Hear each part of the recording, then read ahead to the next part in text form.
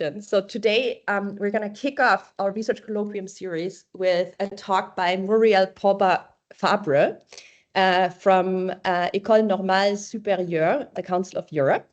And she's going to speak about generative AI, the shift to the intention economy and its impact on human rights. Murielle has had an international academic career in natural language processing and cognitive neuroscience. She has been teaching in France and at Cornell in the United States. And Murielle currently also advises on AI impact on human rights, data privacy, and the judiciary at the Council of Europe, and on generative AI responsible development in UN agencies and the private sector, media, legal, and banking. So that's a very long list of professional policy advice. So Murielle's work goes very much at the center of what we are doing at the Hertie School at the Center for Digital Governance, where we are producing applied research that is relevant for policy advice. And that's also one reason why we are so glad to have you as a speaker. Joanna is going to take over in just a minute as a moderator for this discussion. I have to apologize ahead of time because there's a meeting with the other center directors was scheduled after we already scheduled this meeting. So unfortunately, I have to leave early. I'm really looking forward to catching up on the recording. Usually our recording just goes before the Q&A, Murielle. So we will not, and also participants, we will not record the Q&A at all. I'm really looking up to catching up on the recording. So without further note, Murielle, now we are really looking forward to what you have to share with us today about generative AI. Thank you. Thank you for the introduction. All right. Well, and thank you very much, Dani. And I now accept the baton of hosting, which is a bit ridiculous at this stage in a way. But what can I just ask you, Murielle? How long were you going to talk? How do you want me to signal you for finishing? Normally about half an hour. Yes, I would probably go 35-ish, but not beyond. Okay, so since we're starting about 5 past, that means that I'll give you sort of a 5 minutes warning at 35. Wonderful. And okay, fantastic. All right. Good morning, everyone. I'm happy to share my screen in order to give you a little bit of insights on latest technological advancement and how this has an impact on human rights, and how does it also impact a kind of shift in some business patterns and intention economy from the usual pattern we know about attention economy. So I'll start. I just want to make sure you see my screen. Perfect. So I'll start very briefly with setting the scene on what is happening in 2025. Because one important element here is that we need to understand not only the piece of advancement, but to what extent the technology transfer is fast in the product layer. And so let me start with sharing this point that is fundamental, that we have since last year a very different gaze on what large language models are, because we start observing what is compressed inside this big algorithmic structure. And so I will call this new observability. What is generally put forward is that these are black boxes, but now that we can start observing what is being actually aggregated through training inside large language models, we are starting to have a better understanding of what can be leveraged of this content and information that is compressed. And this is fundamental because the whole amount of information that is compressed in there can be leveraged for very different tasks. And that's this different task that we're going to analyze today in order to understand what can be predicted of human behavior and how this prediction of human behavior has an impact on the economical model that is shifting to an intention economy, and to how this seamless interaction with AI is actually part of the product. And it has side effects for human rights, for privacy and autonomy. So let's have a look at what we can map of what was compressed during training in a production model. It's a study by Anthropic last year that was able to start visualize what you can leverage of one, let's say, concept, inner conflict, across hundreds and thousands of sentences on your training. You stop the training halfway, and then you visualize this kind of map for this feature, inner conflict, and you start to see what is aggregated around and what is statistically close to inner conflict. And so here, I don't know if you can see on the screen, but you see that inner conflict is close to difficult choices, is close to character tensions, it's close to curious paradoxes, emotions versus reason, all these kind of very sophisticated, semantically close concepts are all aggregated at once. This gives you an idea also of the level of details that can be embedded in a large language model. But also, if you look here on the right where my cursor is, you can see catch-22 phrase. It's from the literature, from an English literature. It's a soldier in Vietnam War thinking about escaping the conflict. And so it's interesting to see that you also get fine-grained semantics of culturally based similarity between inner conflict and the situation of the character that is inside this book. So it's also interesting to see that if you target a person feature, like this one coded in orange, Margaret Thatcher, this person feature is actually active during the description that is linked to Margaret Thatcher and the relevant historical context. So here it's a kind of a heat map. The darker red it is, the more activated the person feature Margaret Thatcher is. And so here you see, of course, it's activated on the name, but it's also activated on the address, Downing Street. It's also activated on the period of time where she lived, on her age, on the fact that she was a prime minister. But interestingly, it's also a more abstract activation on something like a verb, like change, as if picturing the fact, grasping the semantic aspect that this person is associated to change inside British politics. So this is just to give you a little bit a sense of the level of details that are aggregated, and to be able to see what can be predicted on this level of detail.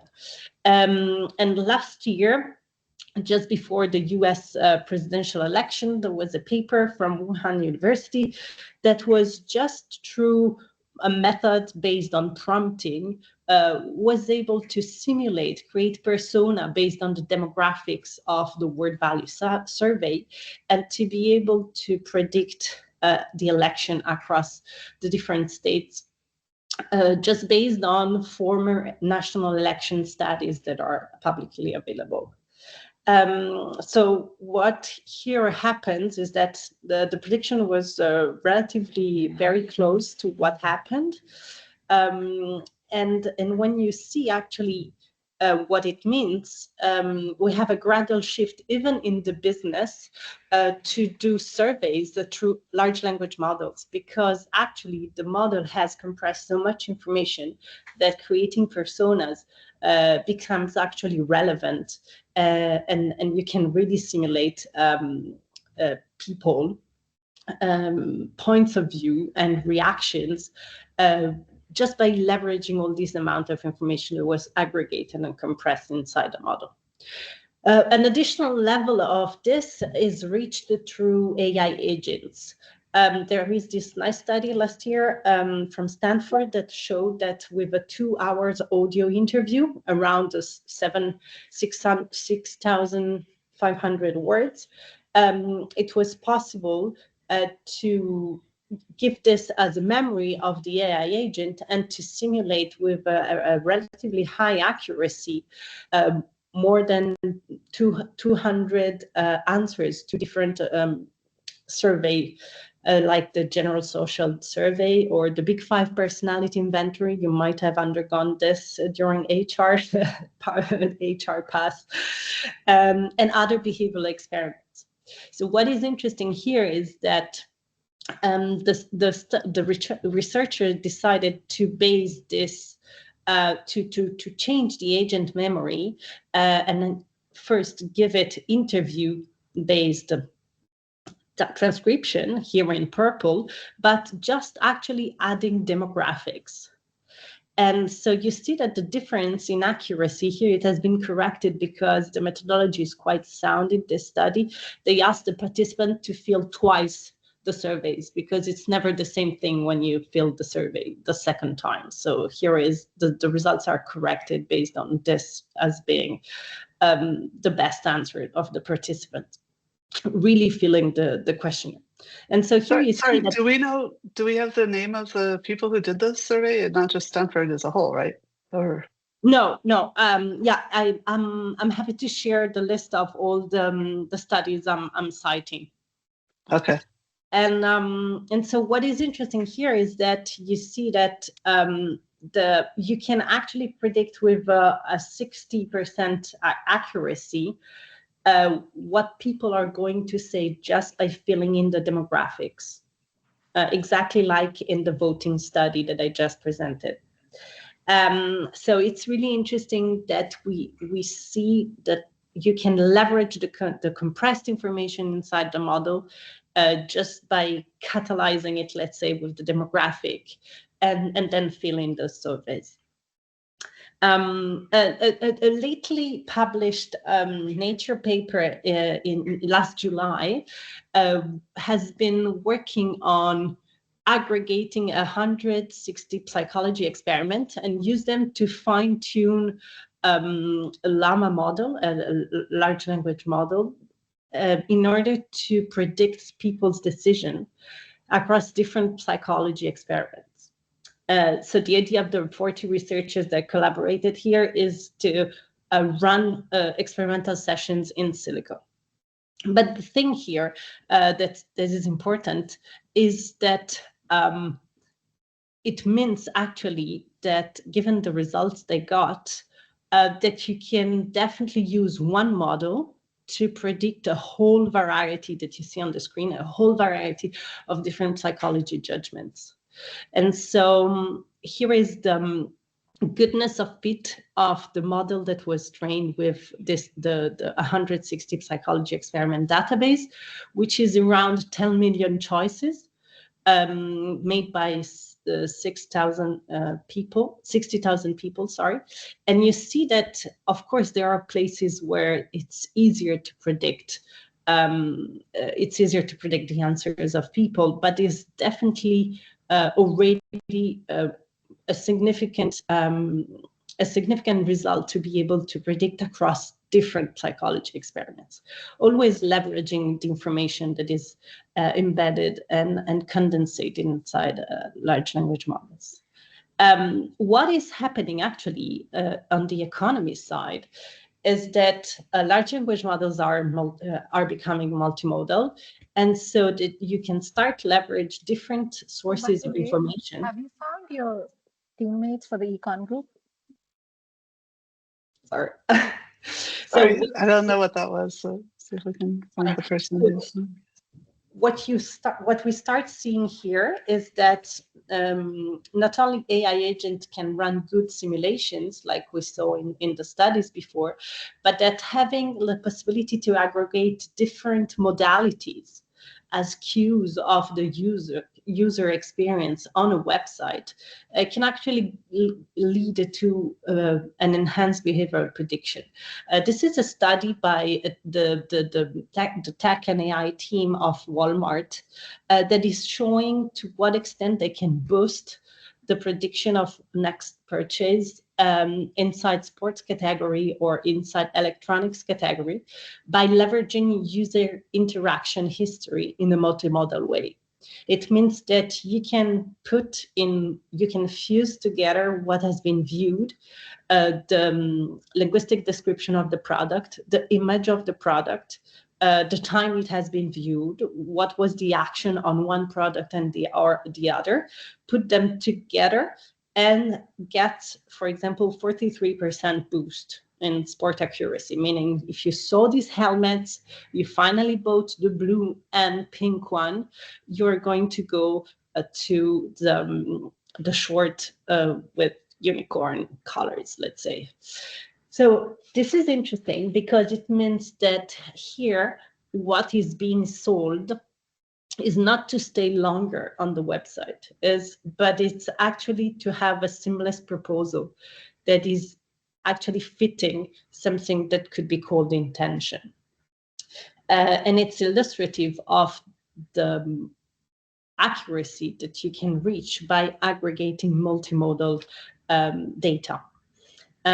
What is being used now inside recommender system is to simulate through an AI agent like the Stanford team did to simulate the decision on the surveys, but to do it inside a platform like here, an e-commerce platform, and to be able through agent simulation to enhance the recommender system. It means that what is being actually done is to broaden the application scope of the recommender system, put together and aggregate brand affinity, taste, preferences, habits, what you've been seeing on the website, like in a Walmart example, dietary, lifestyle restriction, and to be able to be proactive and to have a reactive interaction so that you are going to be propose things that the internal simulator has been finding fitting to your whole history on the website, your brand, the affinities, the habits, the taste, and everything. And this is actually deployed nowadays in a grocery e-commerce platform that is called DoorDash in the US. So this is where I'd like to leverage the idea that we are shifting to an intention economy, which was proposed last December inside the special issue that you see here on generative AI revolution. And I would love to also say that, just to quote the author and say that they talk about a digital marketplace of commodified signals of intent. And it seems to me to really fit to what is happening technically with adding agent simulation inside recommender systems, or actually adding agent simulation also inside chatbots. This is a paper from last May, and that is actually developing also this idea that if you have a multi-turn reward inside your agent simulator, you'll be able to simulate future conversation and to be more pertinent in your interaction with the user. And here again, we see to what extent we're just trying to model the intent, model and have a better prediction of what the user wants in order to ask, for example, pertinent question instead of answering something bluntly and directly. So just a small wrap up to say all the different technological aspects we've been seeing here. The question of observability, what is compressed and aggregated inside, how this can actually help simulating and predicting behavioral data. The fact that we can leverage multimodal data and we can integrate them in order to grasp more aspects of the multifaceted behavioral prediction. and that we are shifting with agent simulation inside different algorithms like recommender system that we've been knowing for a while, to have a proactive human simulation. And before shifting to the fifth point, I'd like just to visualize this shift like this.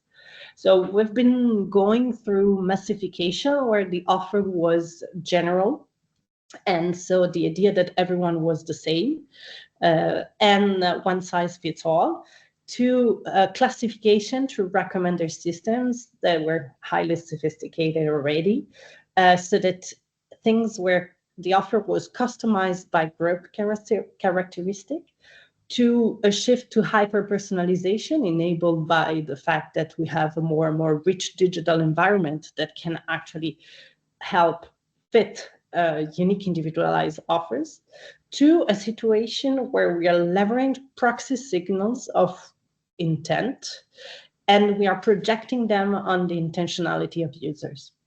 And this is what I've been calling in my abstract a predictive fluid data caging, and I'll introduce the fluidity right after, talking about reinforcement learning and how it helps actually this not to feel too much of a data cage like you might have felt with YouTube commercials, just characterizing you with very big strokes, and actually caricaturing you, to something that is actually fluid and feeling not so constraining and adaptable, so that it actually fits intentions to a level that is actually less disturbing than being just caricatured by a commercial app on women that are 40 or whatever other caricature that can be projected on you, given your data traces on internet. So it's also important to see to what extent these proxy signals of intent are different from the idea of, and this prediction, this proactive prediction, is actually can have a huge impact on autonomy, and of course it has a huge impact on the concept of private life, because if every trace you are doing can be aggregated multimodally in a very adaptive way across different situations, you enter in a situation where actually all this, like in the visualization you have on the screen, is actually constituting a net that is queuing for one direction or another. So for the part of unadaptability, I would like just to give you a hint of what we call adaptability through reinforcement learning, just by showing you these little videos of advancement in robotic arms training in the last 6 months of last year. So here is showing you how you train a robotic arm to fold a t-shirt. What you see on the lower part of the screen is this little are the joints of the robotic arm, and what is being learned actually only with 100 examples is the different patterns of this joints. And this was August 2024.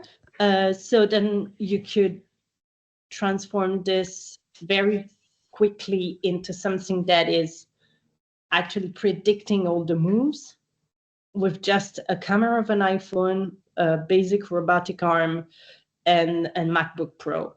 So you see that the training has been done efficiently, and the robot is actually able to fold with only 100 example the t-shirt. But what is even more impressive is what happens next when you see early this year how scalable and adaptive the learning can be, to the point that the process can be disrupted at any moment and can start again at whatever moment. So this is actually just a visual intuition of how adaptive and scalable can be reinforcement learning. So I'd like to pause a little bit on the tech aspect before going to further analyzing other example with a little example of a company that is called the Interaction Company in San Francisco that has been just showing their product last week. And so you can see here, just launched a little video to what extent this can be a seamless interaction. You have an agent in your phone that is reading emails, proposing things.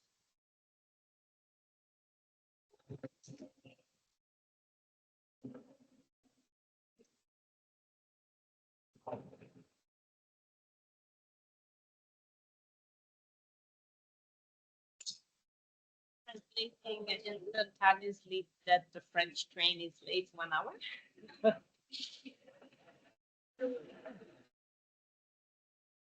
And assisting you to different tools like navigation, pictures.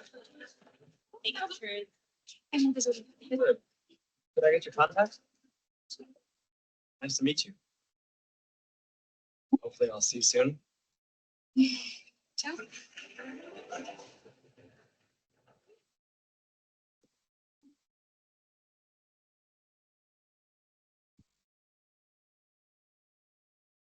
Just having e-commerce interaction.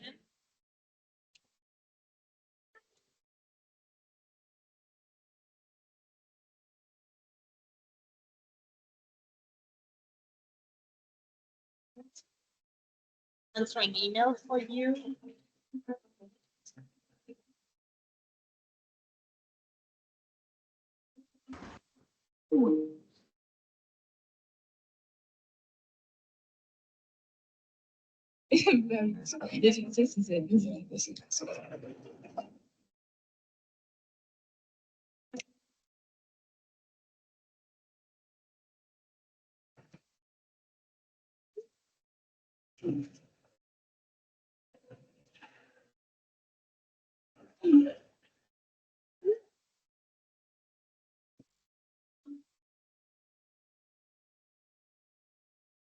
And finally, giving advice.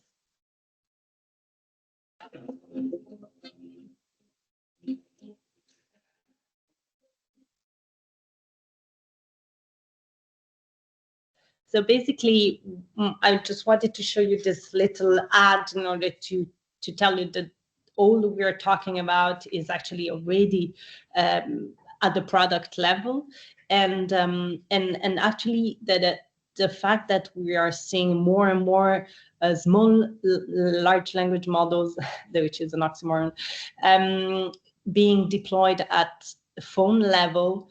This is an announcement from Google in May, is actually making the digital interconnected ecosystem around a smartphone be a source of behavioral data that are actually more than proxies to intentions.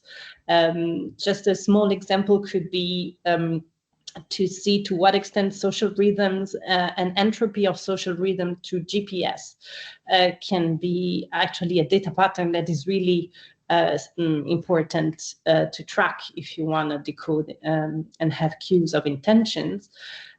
Gyroscope and accelerometer, which has been around for more than 10 years or 12 years in cell phones, is a hint to general physical activity. Of course, Wi-Fi can tag specific sites where you've been. Proximity sensors are actually give the possibility to have regular checkings like doctor appointments and this kind of information. Heart rate sensors that are inside wearables and pitch tone tracking are also hints of changes in nervous system and anxiety for heart rate, and also a hint of social environment for voice tracking. What is also important is that different mental states can be inferred by light sensor data, like sleep or seasonal affective disorders. Camera and the possibility to have eye movement is also a hint on emotional states. And actually, eye movement or pupil dilatation can also be used to check medication effects. It's used to follow psychiatric patients, for example. And touch screens, actually, the response time on the task can also infer elements of cognition. This is to say that the only missing element is brain data. And this is starting to be real since last May, when Apple teamed up with a brain-computer interface company called Synchron in order to be able to activate Siri through intracranial signal. So this is just the last focus of today to say to what extent the science is already there to say that there is increasing body of evidence that large language model can fit brain data. I'm happy to go back on this during the Q&A. But what is happening today is that we can already leverage brain representation as input to standard large language models. This is a paper from last March that is showing how a brain adapter can transform what the brain data that are collected when you hear a sentence, like short jackets are the cutting edge of wedding fashion for men, and that you can use these brain adapted embeddings and indirectly insert them in a hybrid prompt. So more specifically, the experiment was to have the beginning of the sentence in text modality, so short jackets are on, and the end of the sentence continuation, in brain activity mode. That is, the cutting edge of wedding fashion for men was actually done with brain embeddings. That is, with the results of this brain adapter transforming the brain patterns into something that could be inserted in the prompt. And what was decoded by the large language model was the cutting edge of fashion, but not for everyone, which is, of course, just a semantic proxy to say that it's for men, so it's not for everyone. But it shows to what extent this is already possible today with mild intervention on the large language model.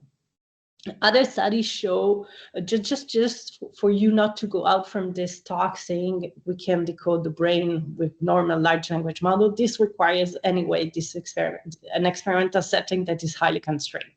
For example, this is another paper showing that you need anyway to have an eye tracker to be sure to have an alignment between the words and the brain. And so you can decode that the person is reading Forrest Gump through the brain waves of the person while reading Forrest Gump and knowing exactly where the brain wave is, F, R, E, S, T, and so forth. So there are other papers from last year that used EEG. When I say EEG, is brainwaves recorded through electrocortical encephalography. That is little electrodes sticked on your scalp, and this when they see a picture, and so you see that for the moment the results are really sketchy, because when you insert just the EEG signal inside large language model through a complex multi-stage training process, you end up in showing the image of the mushrooms and getting the right, in green on the right, getting the right description. But sometimes you end up not really getting the right transcription of the EEG signal. Like in 7, you see there is a kid with a guitar, and what is actually being decoded is a man is holding a guitar in front of a microphone, which is kind of a standardized way of saying whatever. If you hold the guitar, you are in front of a microphone, which is something that is typical of the statistical answers. Okay. 5 minutes. Yeah. 5 minutes. Perfect. So I just wanted to show you another example of paper from this year, showing that with fine-tuning of the model, even in little models like 0.5 billion parameters models, you can start decode input signals that are always EEG signals, and start analyzing emotion from this EEG waves, and then built on this an advisor. So we are seeing more and more EEG co-pilots happening in the research literature that are starting to have results. It's not that the results are very impressive, but at least the idea of putting in a prompt brain data is totally happening. So if we saw here that we put brain data through an adapter inside a prompt of a commercial large language model, we are seeing first attempts of putting directly brain data. These are the wavelets recorded from the electrodes, and it's microvolts variation that you see on the screen that are recorded in order to train the transformer model. This is much more cutting edge. There is an example of a startup that is called Pyramidal AI that is starting to develop a copilot for epilepsy diagnosis. So it would be a neurologist copilot that is looking for biomarkers in order to help discover where are the epilepsy foci, what is actually the situation that is developing, that is starting the configuration of the epilepsies start. And so you see that actually what is the usual pipeline, data pipeline of recording EEG data, taking the raw signal, which is the little black thing you saw here, do the signal pre-processing, extracting the feature, and having pattern recognition. All this pipeline is actually done with the training of the large language models. So that's the promise. I would like just to finish to say that if this kind of helmets that are science lab setting EEG recording devices are more and more, even sometimes in research, are more and more substituted by market-ready EEG wearables that you see on the screen. So these are prices from 6 months ago. I don't know if they changed a lot, but definitely you start having a lot of EEG wearables that are actually tracking emotions, tracking mental focus or distraction compared to mental focus, and that try to change your emotional setting by giving you the right music, for example, as a neurofeedback. And so what I'm saying here is that we have small large language models embedded in phones. We have EEG wearables, and that is already ready to continue this intention economy that I presented before. Thank you very much for your attention. Okay, fantastic. Thank you very much. I see we have a question already up. I am going to abuse my prerogative in a way I never have before. Which is not to ask a question, which would be more normal, but